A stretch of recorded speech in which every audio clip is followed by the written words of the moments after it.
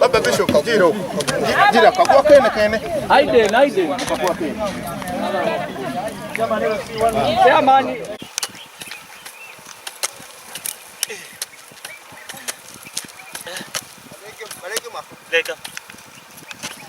Leka mo Pakata ile 1 cent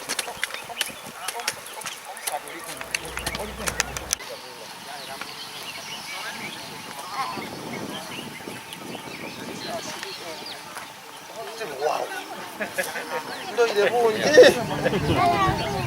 achiteka chimwa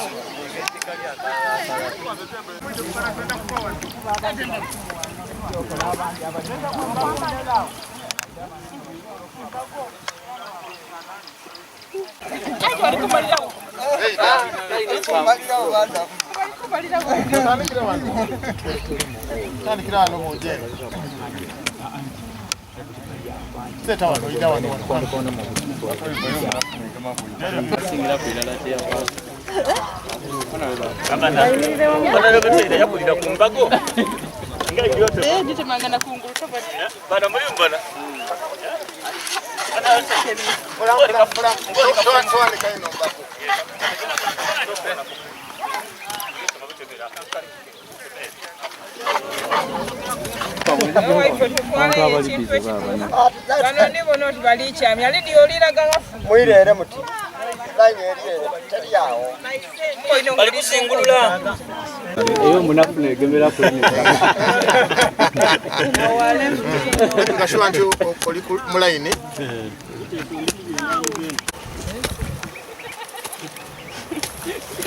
funa interview mufunirawo Milia neze ntusisa kusimba vile kwa ajili ya kasuri mbona leo tumfunirawo kebera erigende zentandikire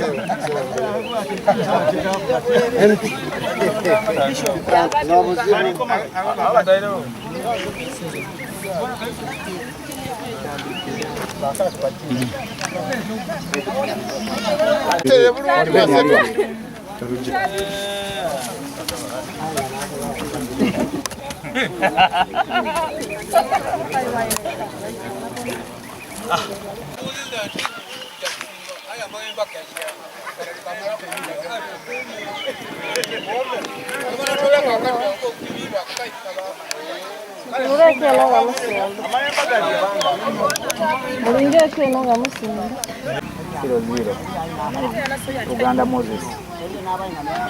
Nana si aje yona lebo Ava kujalinda Lesa yaba kubera bana watu komera kaya nukuitia maneno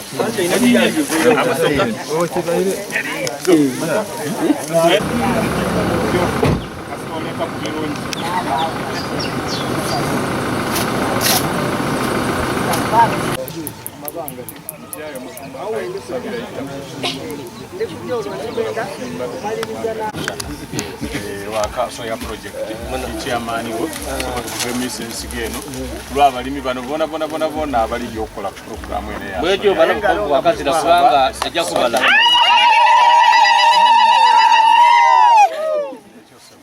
Brano ngo bisubiza boji era kamugemekeze iralala no lojo bona eda yaliga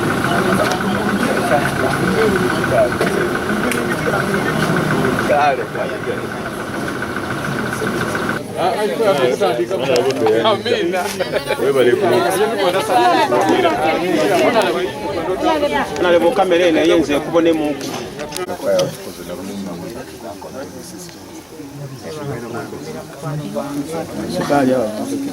yono wabanga alwirewo malaria anabukaku so kyande bayire kikalamu Edomusam muntu obonga bwo Edomunana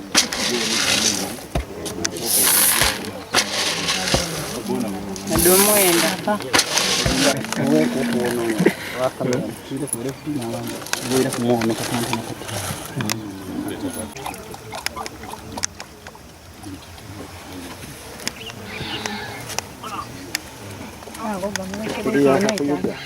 atabula sukali waife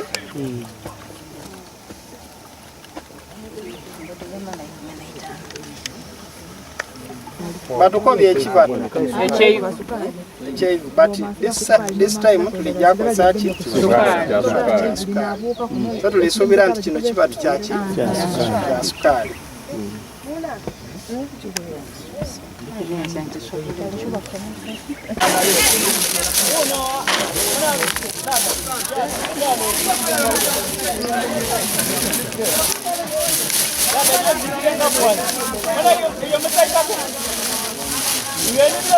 Onire okuva ku lwabiri n'olulala mpaka ku abiri n'omusanvu tubisimba mu itaka lino ni mu nnimiro donna ediri kuyingira mu projekiti eno tiigano wonka aye ne Mayuge ne Namayingo n'ibino yona yebirijja ebigambo ebyo leka bifuka obudulizi eri abantu baife bona leka ebigambo bifuka omubiri kuba wayenda okutonda ebintu ebibala wayogera n'eitaka tutole ebigambo byo tubisimba mu itaka lino leka byona bikule ng'ebibala ebijja okula leka byona bimere emizi leka byona biveeyo bibera ebibala abantu bano badulire nti twayogera ni Katonda twasaba Katonda yakola atya yatuwulira tukwe mu ngeri n'endala bwe twatwala abantu e China nibabona twakwana okufuna obutale tusayininze agreements kamala cooperation agreements hagati ya China ni Busoga agreement edo nga bayigwira obutale bwaibwe aye tunatunda yoki n'okuyira wansi tutandike okuboostinga okwongeramu amaanyi mu production titusobola kutandikira na duuma na bidandali na soya na bikadu mulundi mulala tutandise n'ekirime kyebeeta soya aye olwo tituli kuba nitudibiiza ebisigaire ebireetera abantu esente mbe aye tuli kujja na kibalo abantu babonereku bakobe nti ku byona byona kiki kyosobola okulima ng'okirimye mu bulungi ng'okirimye mu mitendera gyakyo kiki kyosobola okufunamu kyetuli kuwana ebusana kyakugezesa omwami ono yatoirewo ekazi deina edebikade ebibali okuleeta okusobozesa ebyalo okuba n'ebifukirira kuba ekimu ku problem eri nakyo drought amaadi galekera okugwa tuyinza obutafuna results getwandifunye nga ekirime kino kirina constant amaadi nga gali kugwa n'olwekyo member of parliament honorable Taire ni ba local authorities bewaireyo okuyamba ekyalo okutaawo facility ya irrigation kuba muidukire government ya M7 already galiwo fund yawereza ku districts kuno aye ngeyenda kuba co-funded by the local communities so begaireyo okubona nti bayamba ekyalo kino okubona nti basobola n'ebyalo ebindi eyo project gyeri tuli kukubiriza abakulembeze naddala local government authorities nti kubanga kyetulikola wano is a pilot kyakwegeraku district yonna nadda ku nze John Taylor nkiikirira ekitundu kino ekyabugabula ey'amambuka kino kyemuli kubona wano einuma n'eruuyere yona wano wetuli ku kirime kya soya tulina abalimi 10 aba sizoni eno era nga abalimi 35 bamaze olwedde okufuna detweta input oba ensigo n'ebijimusa n'okusomesebwa okubita mutendera gyo nibale abasigaireyo 65 bona ni phase eri kuirako so tuli ku stage ya implementation kyensobola okukola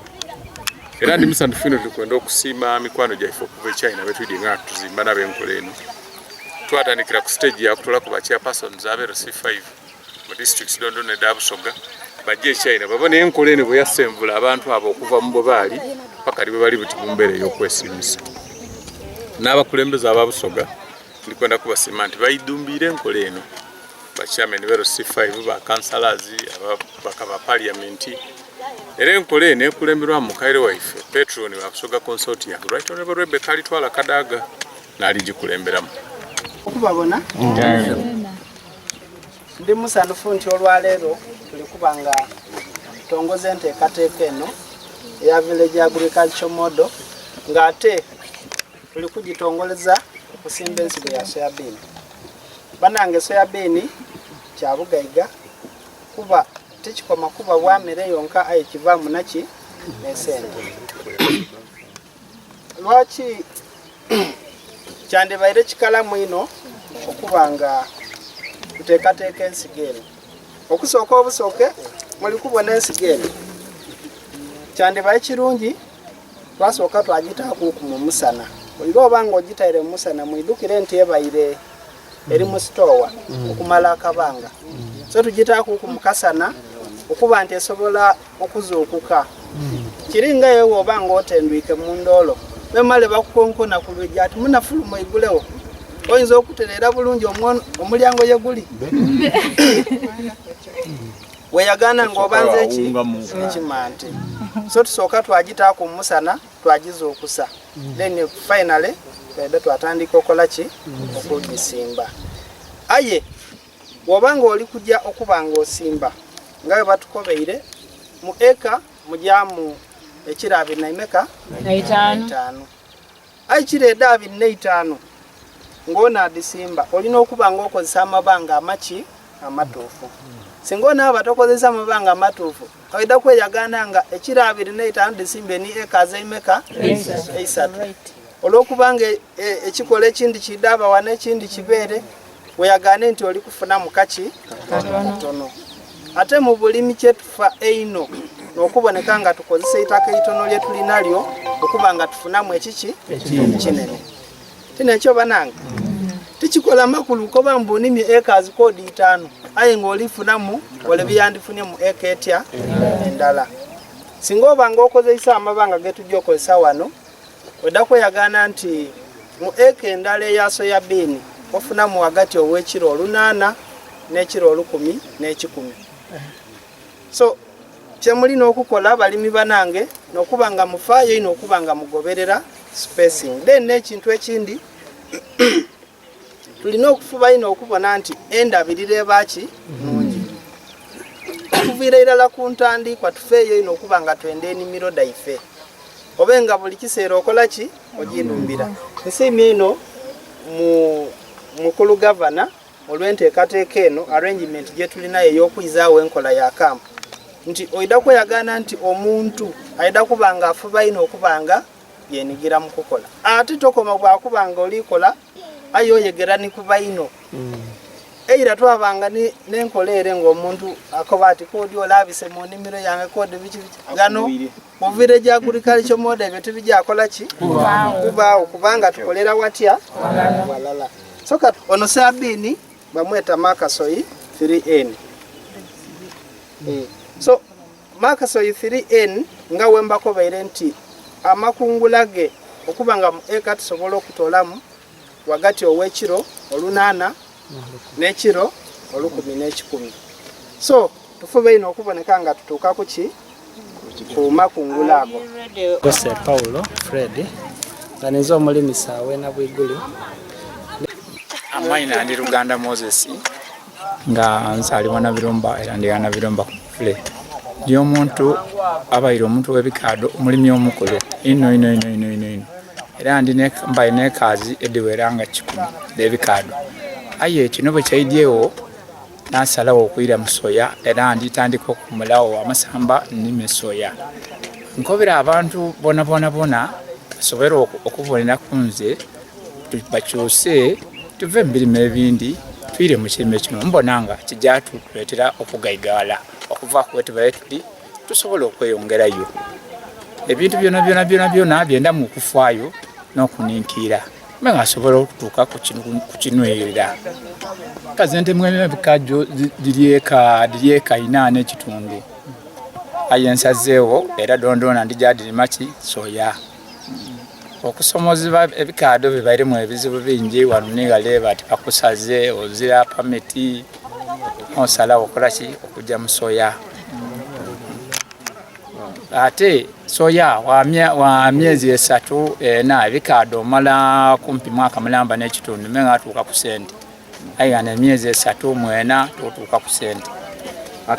kali kunonezebwa wano wene wolimire era ojo kafuna ate kakuba mu kayodaja kunoonya nga bwe tubaye tunoonyanga ebikaado nti ojaayire roje kakirooje eno sooka ofune pamiti male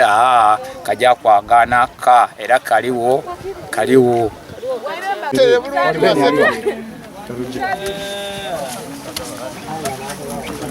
ndiko babusoga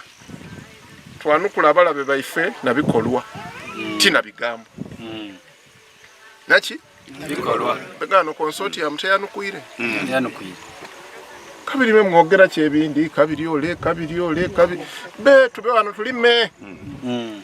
tube wano tukole ki tulime twanukule kola tibi kontana na government obwacha abazinga tibi tukontana naki na government tuyamba ku government kuba mutwenda ino twakungira government ate tukunga buli muntu ero ndamuna ekintu ekisinza okuleetera abantu nga ife abavubi abena mayingo n'abandi kulowooza nti tujja kuvubanga byananda Katonda byatuwa aya abamisiri abazira ananda abalina naireve waife batusinga ebyenanda bo tibavuba byenanda Katonda byakola ki byabawa balime ebyaibwe ekiri kusinga okulemesa imwe abalimi kubula amere n'ensonga lwaki bali bakubira kibooko kunanda aye tulina beno otandika okwerimira ebyenanda ebyaife mu bidiba ni mu maadhi aye kikusinga okulemesa abantu okulima ebyenanda mu nsi muno mmere emere eva mu ki soya mba lukaga na ibiri aye ndikwenda okutegeera ekiri kufa mu nnumba edo nga tutandika omulimu guno ennumba edo difaanana ditya